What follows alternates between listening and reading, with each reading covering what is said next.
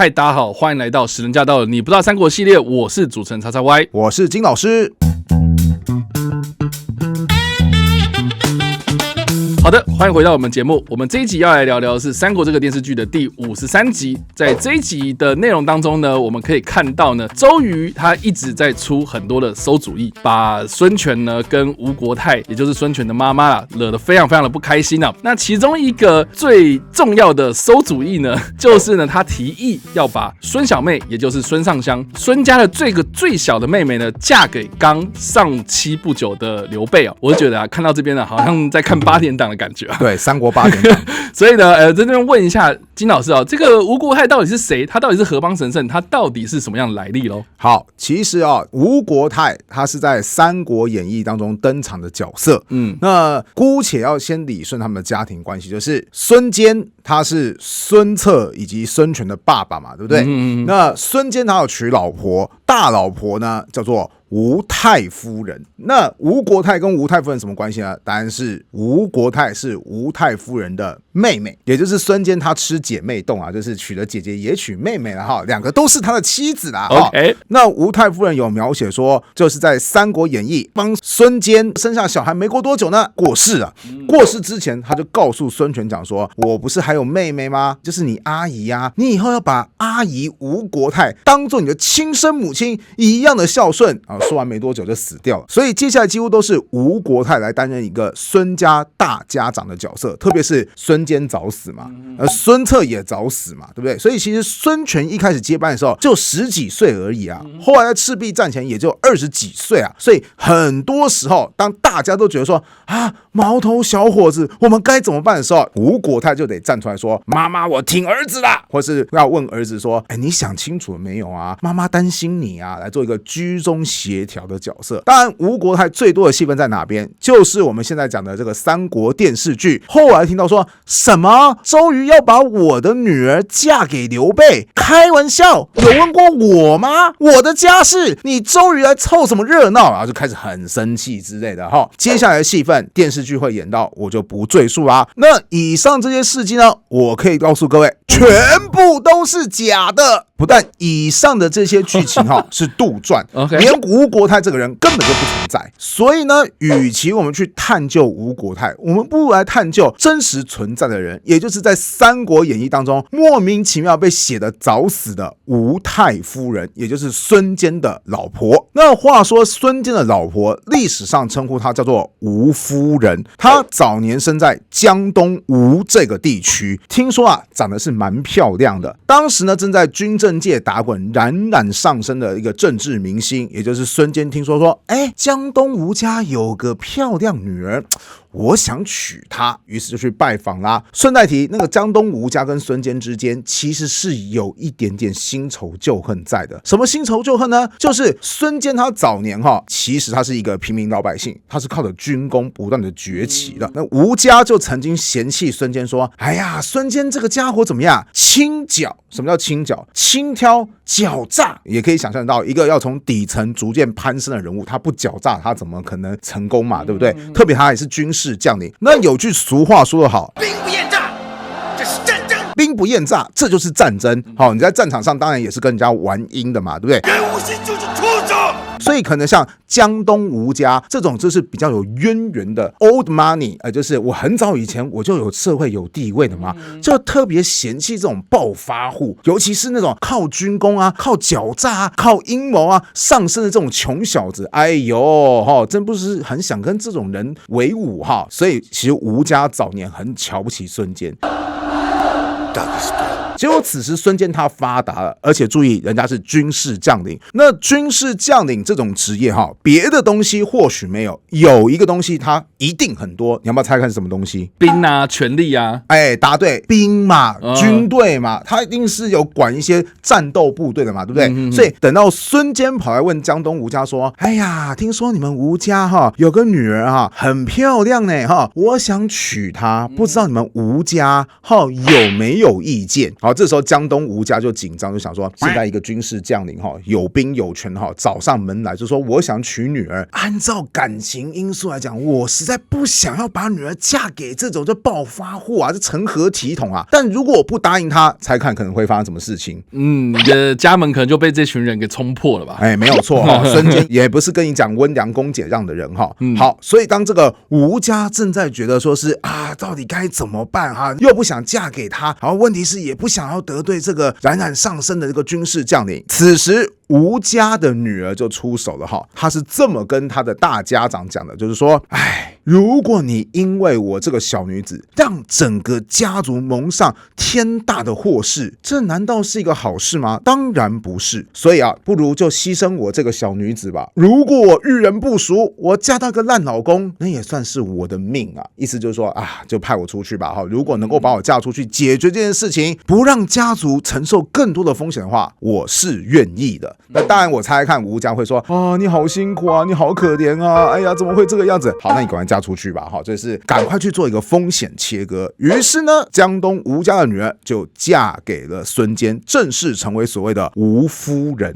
那估计吴夫人长得是真的很漂亮。为什么？因为她后来跟孙坚非常非常的恩爱到什么地步？生了4个男的1个女的。这4个男的有谁？当然就包含大儿子孙策、二儿子孙权，都是他生的。那其实我们之前节目也有谈到嘛，孙坚这个人勇猛善战，英明神武，但他有个缺点。什么缺点？早死他30几岁就过世了嘛，对不对？30几岁过世之后，其实当时的孙家就立刻陷入到一个动荡不安的状况。孙策呢，他就想说，我要为我爸爸报仇，我要想办法把我爸爸被吞并掉血重振旗鼓。所以孙策开始在外打拼。那孙策在外打拼的时候，一家老小该怎么办？答案就是这个吴夫人想办法把当时孙家其他还不太成熟的小孩跟女儿想办法拉拔照顾长大。甚至后来孙策去跟袁术借兵，开始是远征江东的时候，吴夫人还搬了好几次的家。为什么？因为当时还是战乱的年代，所以当时吴夫人要不断的搬家，避免自己成为孙策的累赘。后来我们都知道，孙策英明神武，打下了江东地区。你说吴夫人会不会说是老爸虽然死了，但是儿子能干我就可以好好当我的退休老人其实并不是。为什么呢？因为吴夫人她其实非常非常关心孙家产业的发展。孙策这个人当然也是一样英明神武少年英雄听说还长得帅，又喜欢说一些幽默的玩笑话，听说是个非常有魅力的君主。但这个人有个很大毛病，什么毛病呢？脾气很差，稍微有一点点不如意可能就给你动刀动枪的。根据一个历史资料叫做《会稽典录》，他是这么说的孙策底下有个官员叫做魏腾。那这个魏腾呢这个胃食道逆流吗？对，身体可能不是很好。没有，这个魏是曹魏的魏，万马奔腾那个腾。他其实很多时候说话都会惹上司不开心，也就是孙策常常跟他讲着就觉得说，你这个人是怎么讲话的？怎么我讲一句你顶3句，太火大了！一火大就长怎么样？来人把魏腾给我绑了改天就直接一刀把他给杀了。当时其他的官员一看就想说，哎呀，你怎么可以这样子随便乱动刀动枪的？重点是魏腾跟你提出来的一些建议也没有错误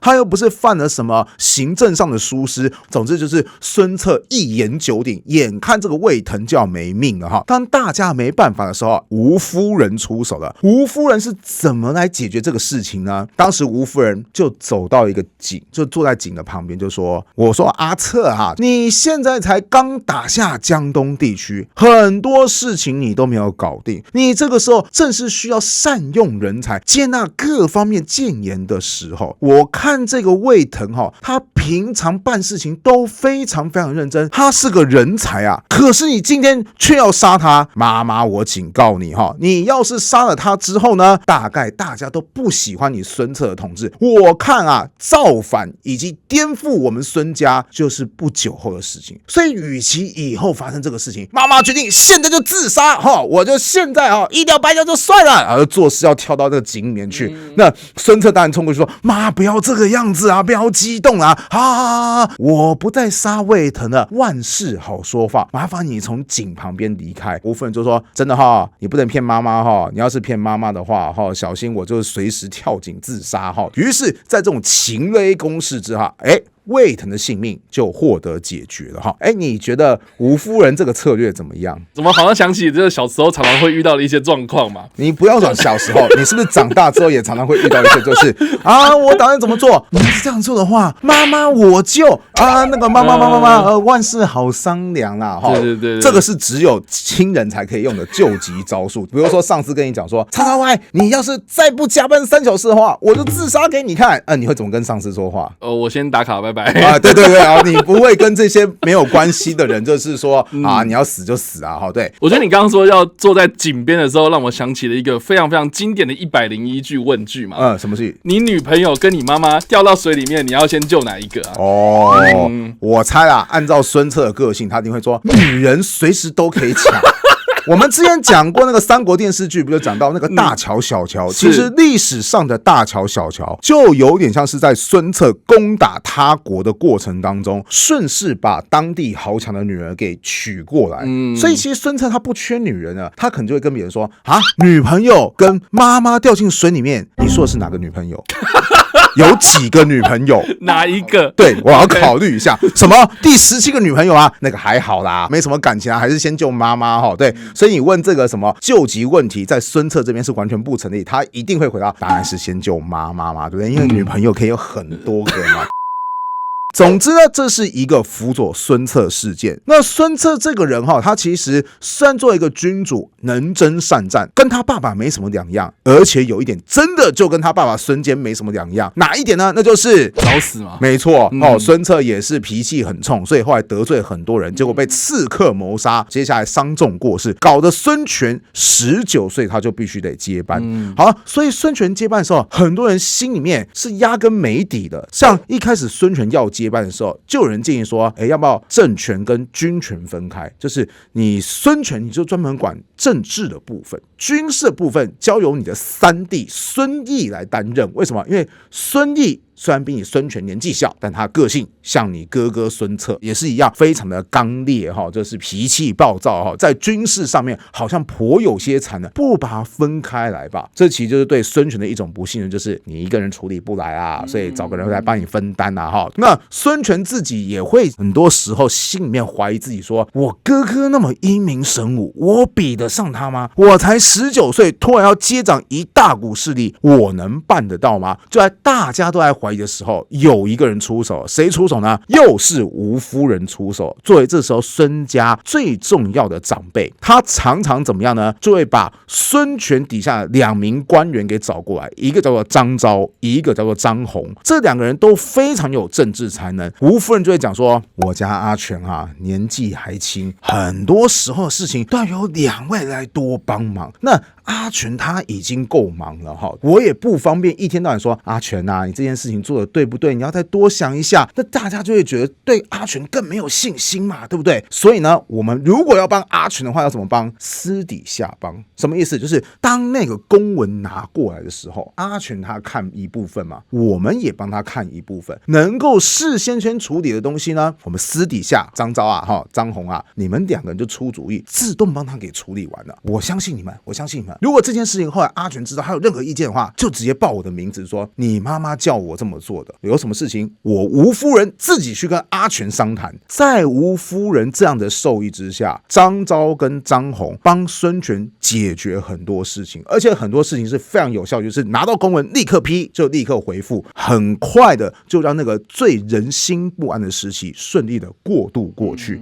这大概就是在历史上吴夫人所留下的几个事迹。当然啦，他什么时候过世，其实历史交代的并没有很清楚，但是有一点是确定的，就是他的女儿绝对不会是林心如，他绝对不会听到说什么刘备要娶我女儿，然后去骂那个周瑜，这些东西都是完全不存在的。好，我们听完金老师的讲解之后呢，我就很想问一个问题啊，为什么《三国演义》或是这个电视剧里面呢，就不会直接写所谓的吴太夫人，而是呢虚构了一个吴国泰这个人呢？其实我告诉你啊，我也完全不知道罗贯中干嘛要做这个编排。OK， 你也不知道，因为我是历史系出身的嘛。那历史系有时候去看一些小说啊，或是戏剧的创作，姑且称之为历史系的教，就是史实不是这个样子啊，你干嘛要这样的改编？我们会有知道很多历史事实，然后只要你有跟历史事实有一点点不符合，我们多少心里面就会犯嘀咕一下，就说你干嘛这个样子？就好像我看吴夫人或是这吴国泰相关的事情，我就会觉得说吴夫人的事情已经很精彩了，你罗贯中干嘛不直接把史料引用到你的故事当中？对啊，还没事创作出一个吴国泰出来，我搞不懂难道你是一个姐妹洞爱好者，硬要凑一个孙坚有姐妹洞的事情吗？可是这也没有描写的很多啊，所以我反而很想请教叉叉 Y 说，你看我这个人有历史系的成见，那你在这方面，因为你没有什么太多的历史背景， OK， 你可以作为一个比较客观的小说阅读者或是戏剧欣赏者，然后再来解析一下说为什么要这个创作，它可能对于戏剧有什么样的帮助啊？你觉得干嘛？为什么要创造这个吴国泰出来？老实说，我也没有一个确定的答案。我只是觉得在小说里面或是在电视剧里面，这个吴国泰就有点像是啊，虽然你们都不是我亲生，都是我姐姐生的嘛，这些儿子、这些女儿啊，但是我都很爱你们啊，我的爱都已经浓烈到我在溺爱的感觉的那种感觉哦，所以我在猜，有可能是小说笔法想要去加强所谓的母爱，不一定是亲生才有母爱这件事情啊。我也没有一个直接的答案啊，所以就欢迎大家在底下直接留言跟我们来分享你的想法，就是说为什么要创作一个吴国泰这个虚构人物呢？我们来跟你做互动讨论哦。所以以上的这个就是我们今天的内容了。你不知道三国系列，我们下次再见，大家拜拜，拜拜。